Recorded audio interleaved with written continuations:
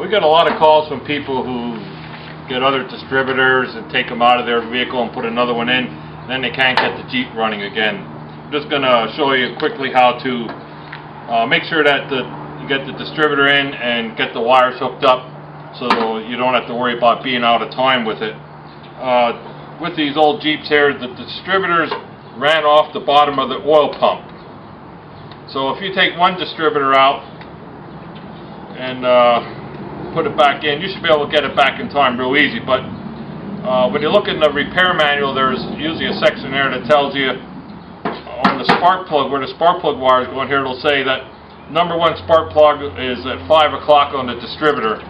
But now if somebody took the oil pump out somewhere along the line and didn't put it in exactly like it's supposed to be, and didn't put the gear lined up the way it's supposed to, that's going to knock the timing on the distributor off. So if you get a vehicle that has that problem and you can't find out where number one plug is on the distributor, start putting your spark plug wires on, all you got to do is take number one spark plug out and take your distributor cap off, and then have somebody just crank the motor over,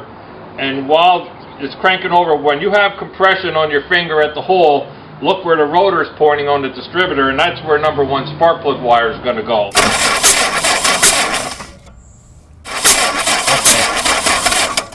As you can see, if you could hear it, when you heard that noise there with the compression when my finger was over the hole, the rotor was pointing up about 11 o'clock. So this motor was apart,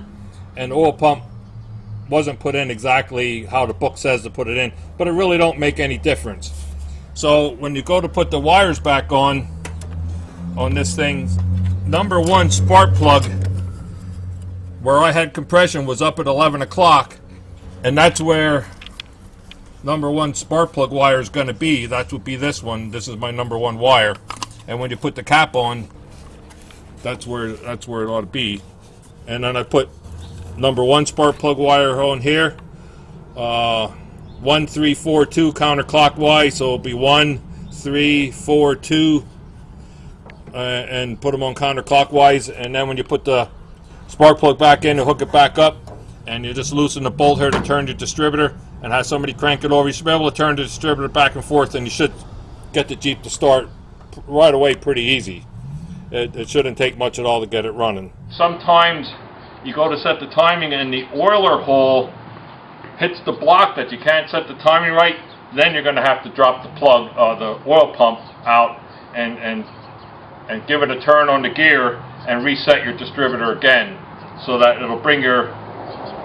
distributor over, and this will get away from the block, and then you'll be able to set the timing and you'll be okay.